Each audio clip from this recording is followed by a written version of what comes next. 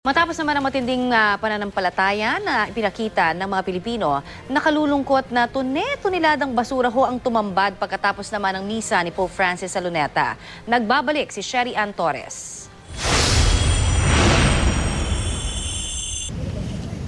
Halos suko na raw ang mga naglilinis sa Quirino Grandstand at mga kalapit na lugar. 2 araw matapos ang misa sa Grandstand, may mga hinakot pa ring basura ang MMDA. Mananakit yung katawan natin sa diyan sa trabaho natin, walis-walis at saka paglilinis. Mga kamay sa pagwawalis.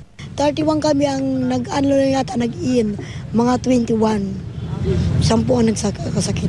Mas maraming basura naiwan po dito sa kahabaan ng Ross Boulevard. Plastic ang karamihan sa halos 200 toneladang basura dahil sa mga kapote at pinaglagyan ng pagkain.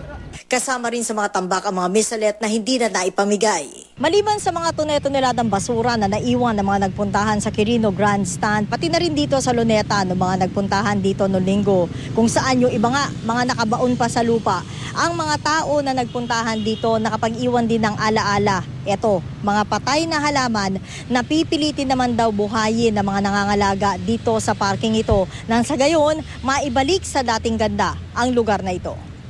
Di nga mabilang ang mga humiga o namatay na halaman sa parke. Kabilang pa naman sa mga ibinili ng Santo Papa sa misa niya sa Quirino Grandstand ang pangangalaga sa kalikasan. He created the world as a beautiful garden and asked us to care for it. But through sin, man has defeated that natural beauty. Nakatakdang paglabas ng encyclical o uri ng sulat na tatalakay sa pagrespeto sa kapaligiran. Bukod sa mga nasirang halaman, may mga nasira rin daw na gamit sa Luneta, tulad ng ilang bakod at ilaw, ayon sa National Parks Development Committee na nangangasiwa sa Rizal Park. May mga sprinkler din umano na natapakan at hindi na gumagana. Patuloy pang inaalam ang kabuoang halaga ng pinsala. Sherry Ann Torres, GMA News.